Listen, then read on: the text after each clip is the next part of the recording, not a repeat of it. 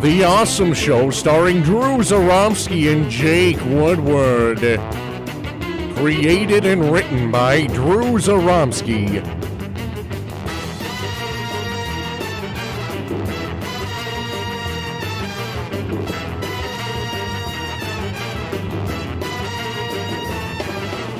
Episode 8, The Plot Thickens.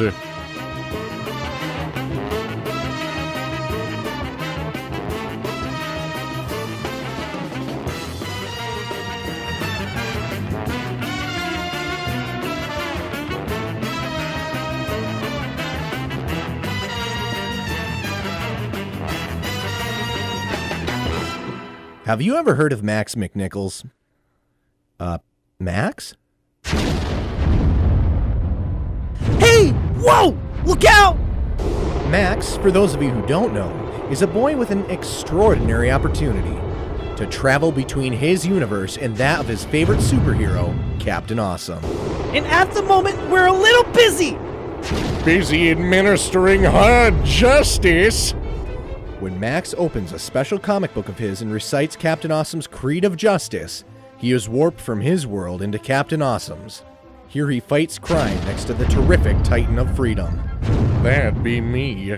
Hey, Captain, did you hear the one about the pie that went up the escalator? Me neither!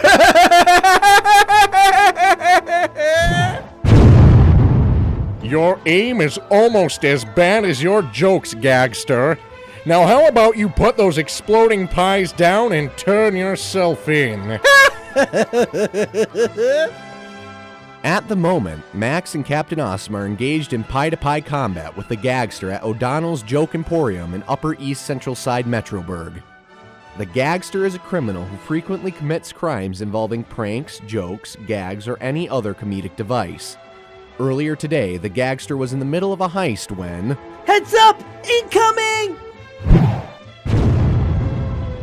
Whoa! Huh, that was a close one. Anywho, he was in the middle of a heist when Captain Awesome and Max burst in to save the day. It looks like you're down to your final pastry. Maybe so, but I still have a trick up my sleeve. Literally! The gagster pulled out a small box from one of his baggy sleeves. The box was brightly colored and had a small crank on the side. The gagster grabbed the box and began cranking.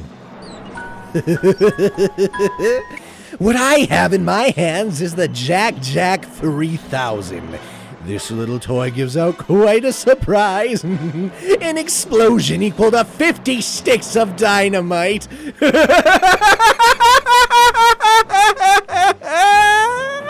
You'll blow us all up? You're crazy! Yes, I am.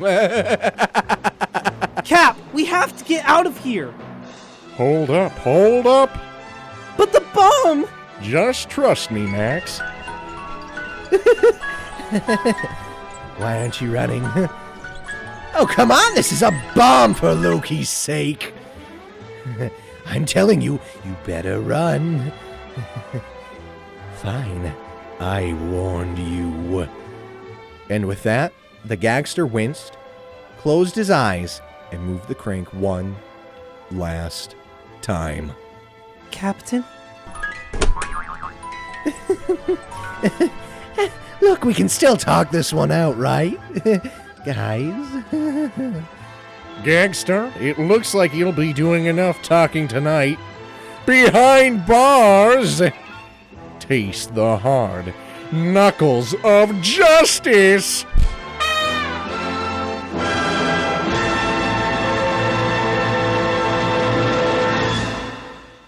Not too long after, the police arrived, cuffed the gagster, and had him on his way to the Metroburg City Jail. Well, Cap, thanks a lot for your work here. What you and Max do is always appreciated by this city. No problem, Chief. All in a hard day's work. All right, boys, let's get a move on. This little joker right here is a date with the judge. Oh, Captain, my Captain. I'll be back. Make no mistake of that. And when I am, big things will happen.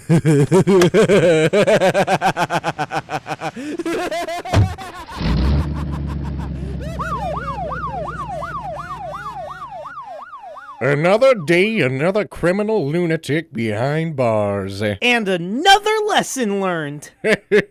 Right you are, young buck, right you are. Well, Cap, I better get going. Remember what we learned today? Yes, sir. Max pressed a button on his wrist communicator and was warped back home.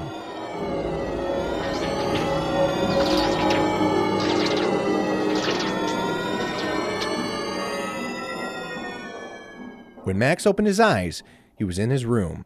Everything was just like he left it, except for one thing. Mr. McNichols was standing at Max's desk, staring at the comic book. Oh, hey, Dad. Dad? He said nothing. He just stood there, eyes glossed over and expressionless.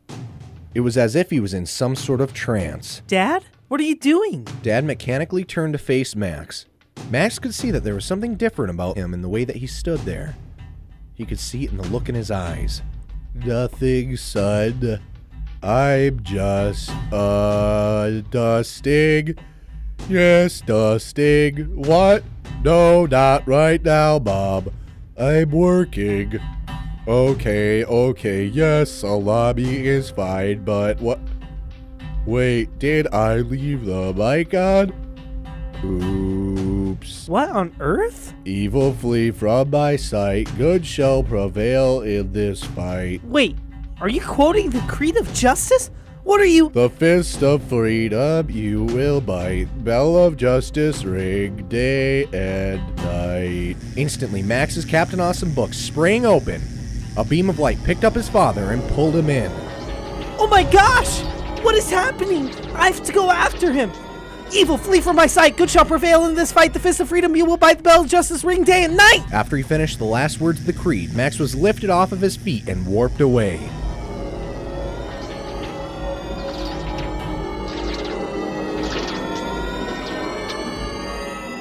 When Max opened his eyes, he found himself sitting on the curb of a city street.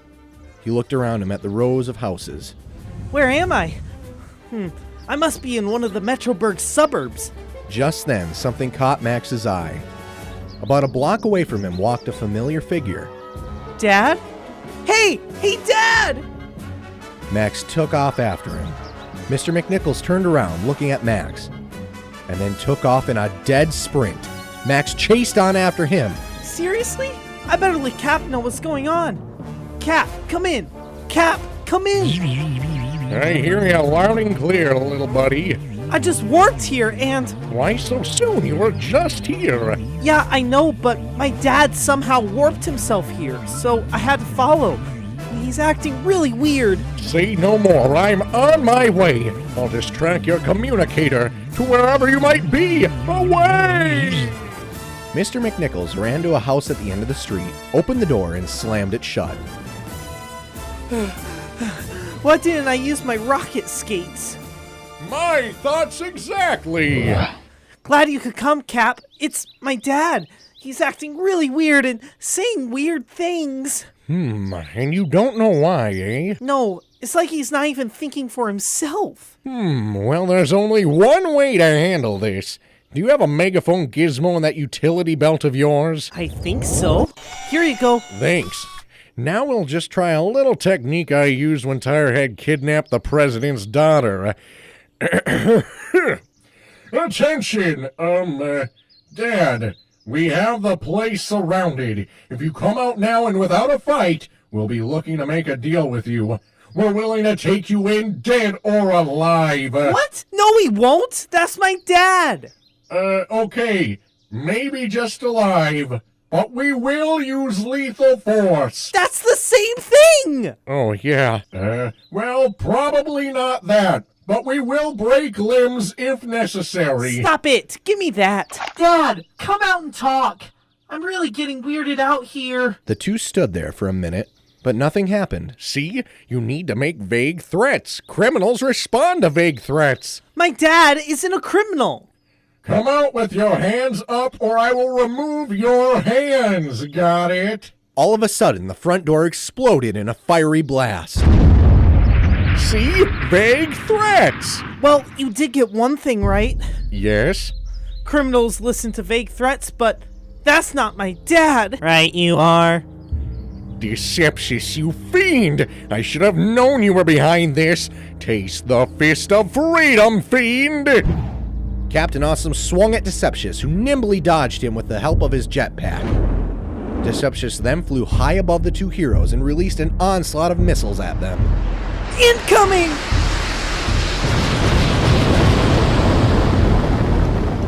Great Washington Monument! That was close. If you thought that was fun, wait until you try my new heat seekers. They'll... Melvin! What did you do to the front door? A small, gray-haired old woman stepped out from the doorway and onto the front porch. Mom! I'm in the middle of something. Well, you better clean this up when you're done, mister. When I was your age, I knew the value of doors. A screen door by itself cost $1,000. Whatever. Now, where was I? Hey, where did they go? Deceptious frantically scanned the yard for Max and Captain Awesome. Yoo-hoo! Over here, you big bucket of bolts! There you are. But where is... Right here! Captain Awesome's punch put Deceptious right into the ground. The two heroes cautiously walked over to the villain and pulled off the helmet. But I can't come to the ball. My carriage is a pumpkin. Snap out of it! Now, who are you really? Oh, my name is Melvin Snodgrass. I'm a computer genius. I do odd jobs for people who pay big. People who pay big, huh? Like, say, supervillains bent on committing nefarious crimes? Oh, I never ask about the end game. It's not my place to know. So who are you working for this time? The Fearsome Five? Tirehead? Donnie Buscatti? Lord Von Struble? I can't tell you. All I can say is that this is bigger than you could ever imagine, and that big things are gonna happen. Like soon. Like very soon. Where's my dad? What did you do with him? Oh, he's fine. He's in a protective, mind-controlling symbiotic suit called Simba. I created it.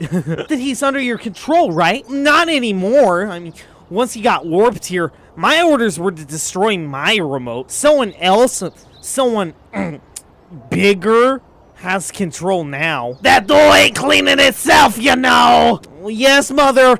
Right away, mother. Where is he, though? Can you track him? Well, better than that. I know where he's going to be.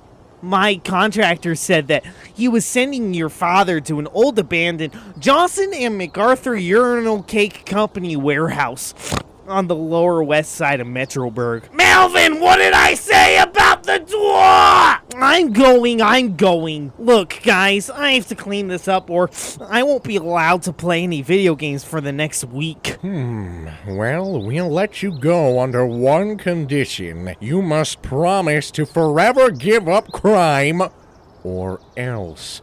Or else what? I'll tell your mother what you've been up to. Yes, sir. I'll never break the law again. I'll never turn in my taxes late or speed or even think about loitering on private property.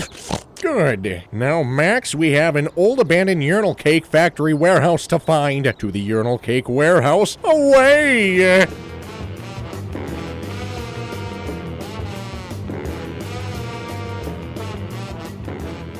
Captain Awesome and Max quickly found the warehouse and flew there as quickly as possible. After arrival, the two quickly entered the building and quickly began searching for Mr. McNichols. They finally found him standing under a solitary light in a massive dark storage room located in the center of the building. What's he doing? He's just staring off into space. I don't like it, Max. I don't like it one bit. Something seems fishy. It's like we're walking right into a trap. Cap, look out! All of a sudden, a massive beam of ice engulfed Captain Awesome, encasing him in a frozen prison. Before Max could do anything to help Cap, a wall of fire burst up in front of him.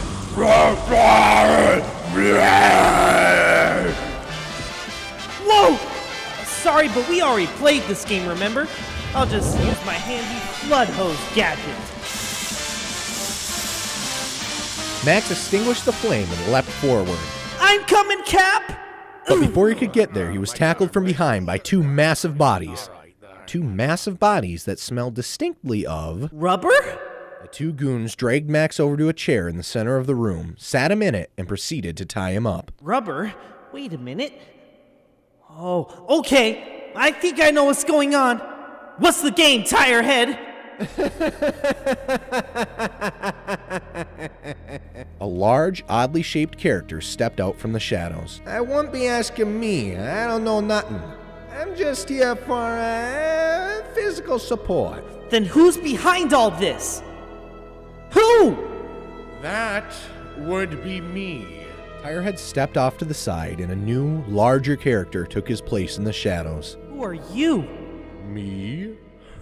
Why, I'm Mr. Big. And big he was. The massive man stepped out of the shadows and stepped into the light. He was a mountain of a man with physique rivaling that of Captain Awesome. He sported a classy three-piece business suit, a trimmed beard, and a full head of black and gray hair. Are you surprised to see me, Max? Oh yes, that's right. You haven't read about me. You must be shocked to see someone who hasn't appeared in your ridiculous comics. What do you mean? Are you new? Oh, that's very good. No, I'm afraid not. In fact, I've been around for quite some time. I work behind the scenes, under the radar. I am the puppeteer who pulls the strings. I am the hidden shepherd who prods the sheep. And now it has come to pass for me to embrace the limelight. It is time for me to come forth from the darkness and reveal myself to your world. But first, I must deal with a pest who has been hindering my plans for quite some time. Mr. Big walked over to the block of ice which encased Captain Awesome and gave it a little tap. Oh, hello there, Captain. How nice of you to have stopped by. Really, I have enjoyed this little game that we've been playing. I make a mess, you clean it up, all the while bigger things have been happening. I really will miss this. Oh well, it's about time you've gone home, isn't it, Captain? Bring it in. Icy Pete, Blazing Bear, Tirehead, and his goons moved to the other side of the room only to return with a giant cannon. What are you going to do? Well, I'm going to send our fair captain home, of course. After all, I really think he's overstayed his welcome. Load him up. The villains hoisted Captain Awesome into the cannon. Tirehead pulled out a remote and hit a few buttons.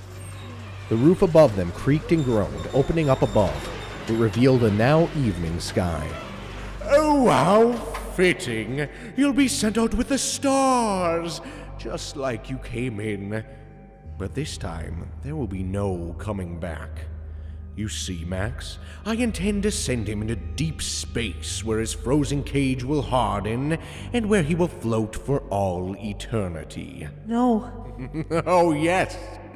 And I'm afraid that this time there is nothing that you and your ridiculous little gadgets can do about it.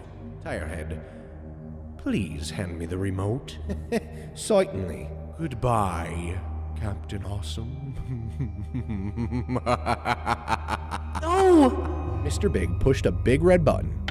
The cannon began to hum, and then shook, and then fired. No! You didn't! You couldn't! What? Did you really think that the hero would win in the end? With all their laws and codes, oh Max. My dear boy, the world is a very scary place. It is a place where only the most ruthless will win. You're wrong! Am I?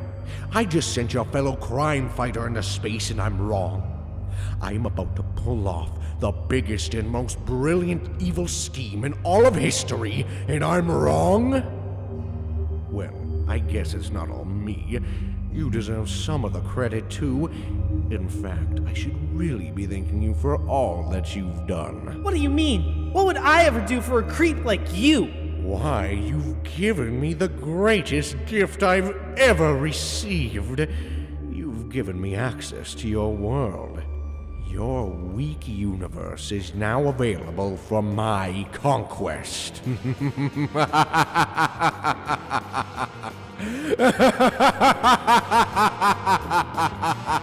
What does Mr. Big mean?